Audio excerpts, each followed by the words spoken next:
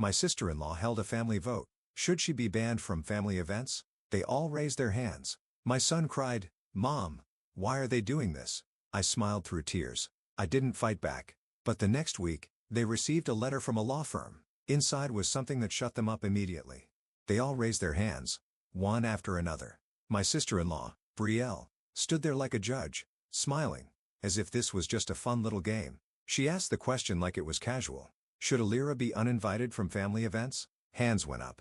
My mother-in-law, my father-in-law, cousins, spouses, every hand except one, Grandpa Joe's. I sat there frozen. My son, Luca, clinging to me. He looked around, confused. His little voice broke the silence. "Mom, why are they doing this?" I didn't answer. I just smiled through the sting in my eyes, stood up, and said thank you for the meal. We walked out with our dignity. I didn't fight back, but the next week, they each received a letter from a law firm. Inside was something that shut them up completely. Sundays used to mean something different. Before my husband, Micah, died, they were full of laughter and noise. Kids running barefoot through the yard, the smell of garlic bread in the oven, Grandpa Joe playing old country music on his portable speaker, while Brielle tried to make him turn it down. After Micah's accident, Sundays became the loudest silence I'd ever known. At first, everyone was kind. Dinners were brought to my doorstep. Brielle came over with store-bought casseroles and hugs that smelled like her favorite lavender perfume. My in-laws, Carol and Robert, insisted I stay close to family. But as the months passed, the sympathy faded. The texts got shorter. Phone calls stopped. Invitations disappeared. I'd never argued with anyone. I never demanded anything. I didn't cause scenes. I simply stopped being useful. And that's when I realized, I had been accepted not as family, but as Micah's wife. Without him, I was just a reminder of what they lost, or maybe what they didn't want to face. But Luca, he never stopped asking. He was only 7 when his dad died, and now at 10, he still carried Micah's smile, his dimples, and the same quiet way of observing people. "Mom," he asked once, "why doesn't Grandma ever call us anymore?" I told him maybe they were just busy. Maybe they didn't know how to talk about Daddy. He nodded, but I could see the sadness settle into his little chest. He missed them in a way I couldn't fix. And for him, I decided to try again. So when Brielle messaged me out of the blue one Thursday, "Family dinner Sunday, would be nice to see you and Luca," I froze. I reread the text 5 times. It felt like bait, but Luca's face lit up when I told him, and that's all it took. We arrived 10 minutes early. Their house was pristine, not a toy out of place, like a magazine spread. Brielle met us at the door, all smiles and hugs.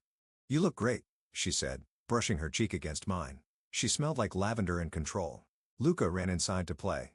I followed slower, taking it all in. Carol barely looked at me when I walked into the kitchen. She was slicing lemons for her iced tea, pretending she hadn't just paused a conversation the second I walked in. Robert gave me a nod from his seat in the den, eyes already back on the football game.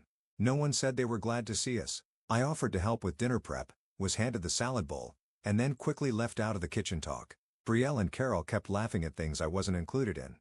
I smiled anyway. I had gotten good at that over the years, smiling in places I didn't belong. When dinner was served, I noticed Luca was already at the kids' table. Brielle served him first, then the others. When it was my turn, I had to reach around the dishes to get a plate. Small things, but they added up. Conversation buzzed around me. Work promotions, school updates, vacation plans. Not once did anyone ask how Luca was doing, or me. It was as if we were guests at a party we hadn't been officially invited to. The only warm moment came from Grandpa Joe. He moved slowly now using a cane, but his presence was as steady as ever. He sat down beside me and passed the bread. "I'm glad you came," he said quietly. "Luca needs to know he still belongs, and you do too, even if they don't know it yet." I swallowed the lump in my throat. He always had a way of saying exactly what I needed to hear, just when I needed to hear it. I looked over at Luca. He was laughing with his cousin Levi, his plate piled with food, eyes full of hope. He didn't see what I saw. He didn't feel the way the air shifted when I walked into a room. He was still a child, believing the best in people, and I didn't want to take that from him. So I smiled. I stayed quiet. And I convinced myself I could get through just one dinner. But what happened next would tear through that silence and expose everything I had tried so hard to ignore. It happened after dessert. We were still at the long dining table, plates scattered with crumbs, glasses half full. The kids had run off to the basement, and for a moment, I thought maybe I'd made it. Maybe I had survived the evening. That's when Brielle stood up. She tapped her glass with a spoon. Everyone turned to her, as if on cue. I thought she was going to make an announcement, maybe share some family news. I sat up straighter, forcing a smile. Then she said it. I think we need to talk about the tension in this family. She said it like she was doing everyone a favor. A performative sigh, a glance at her husband for support. She looked around the table with rehearsed concern. I know I'm not the only one who's felt it, this sense of awkwardness, and I think we need to be honest about where it's coming from. I didn't understand what she meant. At first, no one looked at me, but I felt it anyway. My chest tightened.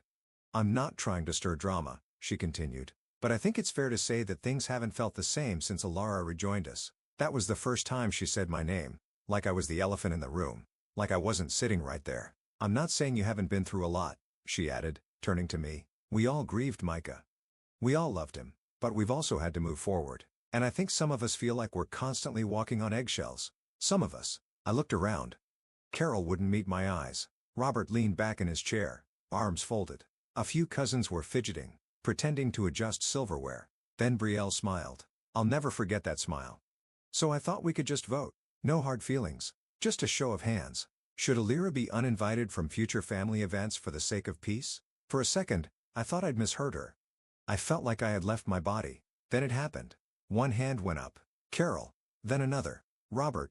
Then Levi's mom. Then his dad. Even people I hadn't spoken to all night, even the ones who never seemed to care either way. Every hand raised, except for Grandpa Joe. I couldn't breathe. I felt the blood rush from my face. My ears were ringing. Then I felt a tug on my sleeve. Luca. He'd come back up from the basement, probably to ask for a second slice of cake. Instead, he'd walked into this. He looked around, confused. Then he looked at me. Mom, he said softly, why are they doing this? That broke me. Not because I didn't have an answer, but because I did. I just couldn't say it in front of him. I forced a smile. My lips trembled. I reached out, took his hand, and stood up. Thank you for dinner, I said to the table. My voice was quiet but steady. We should be going. No one stopped me. Not one person said a word. As we walked out, Grandpa Joe rose from his seat and gently touched my shoulder. You don't deserve this, he whispered. I nodded once and kept walking. I held Luca's hand tightly the entire way to the car. He didn't ask anything else. He just rested his head on my arm as I buckled him in. I drove home in silence, the kind of silence that sits deep in your bones.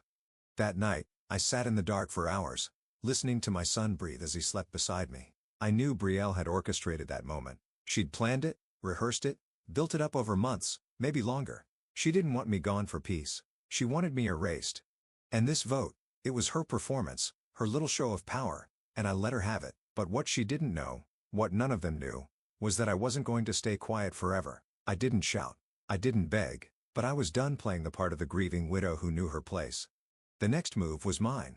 The house was quiet that night, except for the soft of the refrigerator and the rhythm of Luca's breathing beside me. He'd fallen asleep curled against my side, one hand still gripping the sleeve of my shirt like he was afraid I'd disappear. I lay there in the dark, eyes wide open, staring at the ceiling. My mind replayed everything. Brielle's voice, the raised hands, Luca's question. Why are they doing this? For years, I'd swallowed my pride for the sake of peace. I'd let them slowly push me aside, convince myself that silence was the noble thing, that being quiet was better than being the problem. But that vote wasn't just cruel. It was strategic. It was meant to humiliate me in front of everyone. It was meant to show Luca that his mother didn't belong in the family she once helped hold together and that I couldn't allow. I slipped out of bed, careful not to wake him. I made tea, but didn't drink it. Instead, I opened my laptop and pulled up a folder I hadn't touched in years, old text messages, voice memos, photos. I scrolled through conversations I'd saved out of habit, messages from Brielle that had once felt passive-aggressive, but now felt intentional. One caught my eye. You don't have to come to Luca's recital. It might be awkward for everyone. Another, Carol says it's probably better if you just drop him off at the party. It'll be easier for the other kids. I hadn't realized how long the distancing had been happening until I saw it laid out like this. Message after message, erasing me one polite suggestion at a time. I opened my notes app and started writing. I listed everything. The way they excluded me from family decisions, the whispered comments about my parenting, the vote. I remembered how Brielle used to say things like, we all feel a little uncomfortable around Alira, or you can be so sensitive. It hit me. This wasn't just personal. It was a pattern, one that could legally be challenged. By morning, I'd found a law firm online that specialized in family harassment and reputation damage. I submitted a request for a consultation. Within 24 hours, I was speaking to a woman named Danica Rhodes, a sharp, calm attorney who didn't blink twice when I told her what happened. I don't think they expect you to push back, she said. They don't, I replied. But I'm not doing this for me. I'm doing it for my son. Danica reviewed the messages. She listened to the audio I didn't even realize we had, recorded by Luca's smartwatch, which I'd forgotten could store voice logs. It had captured almost everything from that night. Brielle's voice proposing the vote, the awkward silence, the moment my name was said, and the exact words she used, "She's too weak to fight back anyway." Danica leaned back in her chair. "We'll draft a cease and desist letter, but we're going to attach documentation. We'll make it clear this isn't just about hurt feelings. It's about calculated harm, exclusion of a child, and emotional manipulation of a minor." I exhaled. For the first time in years, I didn't feel powerless. We also discussed next steps, what it would look like to formally restrict access to Luca from family members who created an unsafe emotional environment. It wasn't a custody battle. It was a warning. Danica's team sent the letter 2 days later. Each family member received their own sealed copy. It wasn't loud. It wasn't messy. But it hit like a thunderclap, and suddenly all the people who had voted to push me out went completely silent. The letters were delivered on a Thursday morning, each one signed, sealed, and stamped from Rhodes and Keene Family Law, addressed individually to every adult who had raised their hand. I didn't tell anyone they were coming. I didn't post anything online or send warning texts. I went about my day as usual. Made breakfast, packed Luca's lunch, took him to school. But there was a strange calm in my chest. A quiet knowing that something irreversible had been set in motion. By noon, the calls started. First a missed call from Carol, then 2 text messages from Robert. "We need to talk. This has gone too far." I didn't reply. At 1:23 p.m., Brielle texted me. "Seriously? A lawyer? What is wrong with you?" Then 10 minutes later, "You're really going to tear this family apart over a stupid dinner?" Still, I said nothing. Because it wasn't just a dinner, and she knew it. Inside the letter, Danica's language had been clear, confident, and legally sound. It outlined a pattern of targeted exclusion, emotional manipulation, and deliberate humiliation in front of a child. It referenced specific text messages, timestamps, and direct quotes from the smartwatch recording. The moment Brielle said she's too weak to fight back was printed in bold. It also included a warning. If any further attempts were made to isolate Alira or create a hostile emotional environment for Luca, the next steps would include a formal complaint with Child Protective Services and legal motion to limit unsupervised access to him. The part that hit the hardest? The letter's closing paragraph. "This firm represents a mother who has chosen silence in the past for the sake of family harmony. That silence is no longer a gift she's willing to give."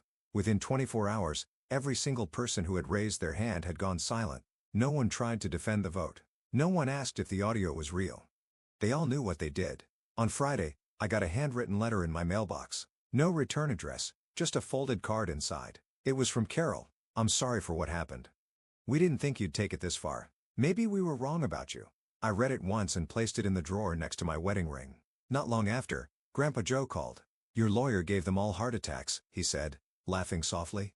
"Brielle's been quiet as a mouse. She deserves worse," I said. "She does," he agreed. "But I'm proud of you anyway." That weekend, Luca asked if we were going back to their house again. I looked at him, this brave, sensitive boy who had seen more cruelty in one night than most adults do in years. "No, sweetheart," I said. "Not for a while." He nodded, then smiled. "That's okay. Can we go to the beach instead?" "Yes," I said. "The beach sounds perfect." It's been 3 months since the letter went out. No one's tried to organize another vote. No one's invited us back, and no one's apologized, at least not in person. The silence hasn't just continued. It's grown louder, and yet, for the first time in years, I feel free. I don't wake up dreading texts or wondering what I did wrong. I don't mentally prepare for another cold shoulder or backhanded comment disguised as just being honest. I don't have to walk into a room and shrink anymore. Most importantly, Luca is okay. Better than okay. He doesn't ask about the cousins anymore. He stopped checking the mailbox for birthday cards that never came. We've built new traditions now. One's not based on keeping peace with people who tried to erase us, but on creating joy with those who genuinely care. Every Sunday morning, we get donuts and walk the lake trail behind our apartment. Luca brings his sketchbook. I bring coffee. We sit on the bench where Micah used to take him as a toddler, and we talk about school, cartoons, space, whatever he wants. There's no tension.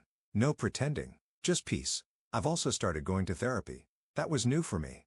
I used to think therapy was for people who couldn't hold themselves together. Now I know it's for people who are holding themselves together, but don't want to bleed in silence. My therapist helped me name what happened that night. Not just exclusion, but emotional abuse, manipulation, and the kind of bullying adults disguise with smiles and dinner parties. She helped me understand that I wasn't crazy or overreacting, that the vote wasn't a sudden betrayal. It was the final act in a long pattern of disrespect. That clarity healed something I didn't even know was broken. And yet, I don't feel angry anymore. I don't wake up wishing I could make them feel what they made me feel. That's the part no one talks about, how healing makes revenge irrelevant. I didn't want to ruin their lives. I wanted my son to have a mother who could show him what strength really looks like. Strength isn't screaming at a table full of people who've already made up their minds. Strength is knowing you can leave the room and still command respect when the door shuts behind you. Some people might say, I overreacted, that it was just a vote. But if you've ever sat quietly in a room full of people who pretend you don't belong, you know how loud that silence can be. I didn't take legal action to be dramatic. I did it to set a boundary that words couldn't. The truth is, I gave them years of kindness, of understanding. I gave them every opportunity to treat me like a human being, like the mother of their grandson. They responded with cruelty disguised as civility. They counted on me staying silent because they mistook silence for weakness. They were wrong. I've learned something else too. Family isn't sacred just because it's family. Blood doesn't give anyone the right to mistreat you. Names and DNA don't excuse manipulation. And loyalty doesn't mean tolerating pain. Family is built, chosen, earned. Grandpa Joe still comes by every Saturday. He and Luca play chess badly and eat sugar cookies he brings from the corner bakery. He never talks about the others, and I never ask. Last week, Luca asked me, "Do you think they miss us?" I paused. "Maybe," I said. "But missing someone doesn't mean you treated them right." He nodded and went back to coloring. He's growing up with more wisdom than most adults I know. I used to think my story was about being shut out, but it's not. It's about walking away and realizing I didn't lose a family. I escaped one, and now, we're building something better. Not louder, not bigger, but kinder, safer, and completely ours. If this story resonated with you, if you've ever been the quiet one in the room, the one underestimated, the one who chose peace over revenge, then I hope this gave you a little strength. Sometimes walking away isn't weakness. It's the loudest kind of power there is. If you connected with this journey, please like the video, share it with someone who needs to hear it, and comment below. Have you ever had to walk away from a family to protect your peace? And if you want more true stories like this, stories about strength, healing, and finding your voice, make sure to subscribe to the channel. Your support helps us keep telling stories that matter. Thank you for being here. We don't need a room full of people to belong. We just need one space where we're heard.